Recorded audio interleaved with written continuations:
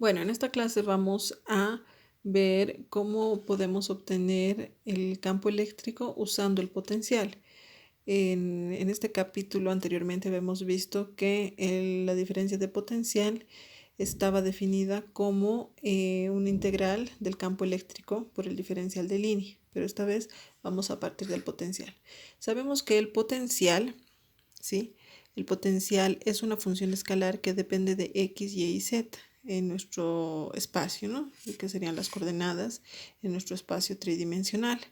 Si nosotros queremos definir la variación infinitesimal del potencial, entonces decimos que la variación infinitesimal del potencial se puede expresar como la derivada parcial del potencial con respecto a cada una de sus variables. Entonces, la variación infinitesimal del potencial es igual a la derivada parcial del potencial con respecto a x por el diferencial de x más la derivada parcial del potencial con respecto a la segunda variable por el diferencial de esta segunda variable más la derivada parcial del potencial con respecto a z por el diferencial de z. Si nosotros observamos esta expresión, podemos decir que esta expresión la podemos definir como un producto escalar.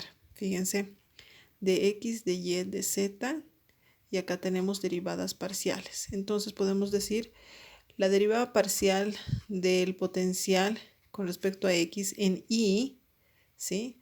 Más la derivada parcial del potencial con respecto a y en j, y más la derivada parcial del potencial con respecto a z en k, producto escalar, y ahora diferencial de x en y, más diferencial de y en j, más diferencial de z en k. Si hacemos este producto escalar, fíjense, yo multiplico este por este y tenemos y punto i es 1. Entonces vamos a tener diferencial del potencial, derivada parcial del potencial con respecto a x por el diferencial de x, que sería este primer término. Si yo multiplico este con este, y punto j me sale 0, y este con este, y punto k me sale 0 también. Entonces lo mismo, este con este, j.i 0, j.j 1, entonces sería derivada parcial del potencial con respecto a y por el diferencial de y, que es nuestro segundo término, y de la misma manera con el tercer término, y nos queda esto. Entonces, esta expresión se puede expresar como un producto escalar, ya que el potencial depende también de las coordenadas en el espacio. Entonces, concentrándonos en esta expresión, nosotros vemos que solamente esta expresión se puede expresar de la siguiente manera. Fíjense, IJK, ¿sí? Y acá tenemos una magnitud escalar, que es el potencial.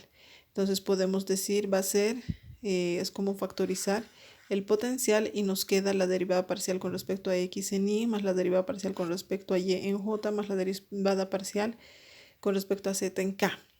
Entonces, a toda esta expresión, todo esto por el potencial, ¿no? A toda esta expresión lo vamos a llamar operador Nabla, que se expresa de esta manera. No es un diferencial, ¿verdad? No es una diferencia.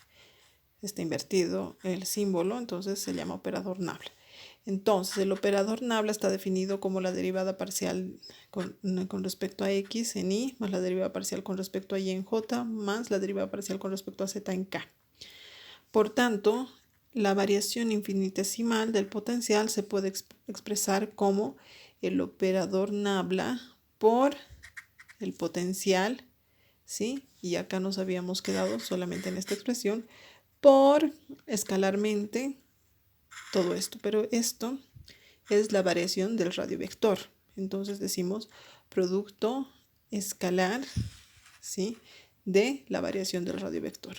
Entonces otra vez, la variación infinitesimal del potencial se puede expresar como el operador Nabla por el potencial, producto escalar, el diferencial o la variación del radiovector, ¿sí?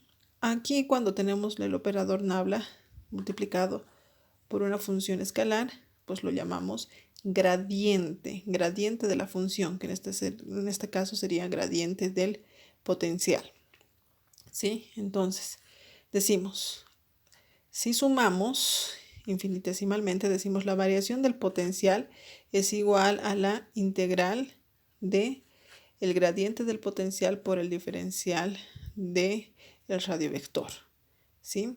Entonces, anteriormente habíamos definido a la diferencia de potencial como menos la integral del campo eléctrico por el diferencial de línea, que en este caso sería el diferencial del radiovector.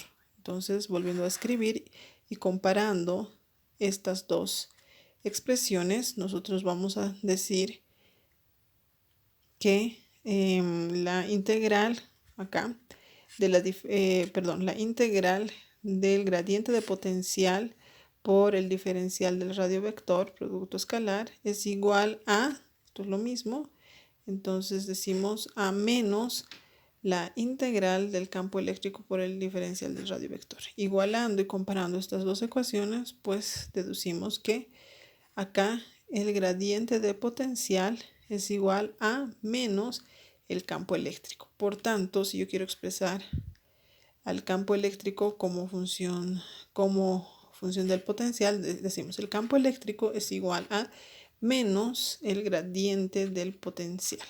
¿Sí?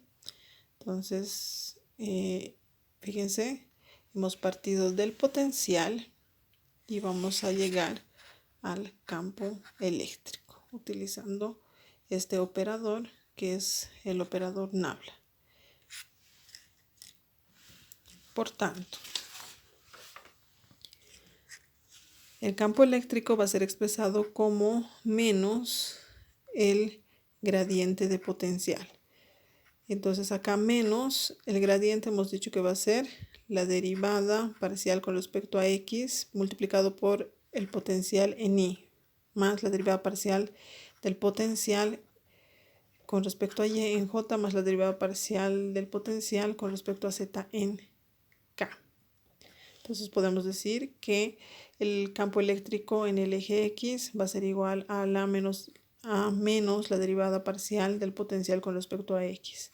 Y en y de la misma manera, y en z de la misma manera.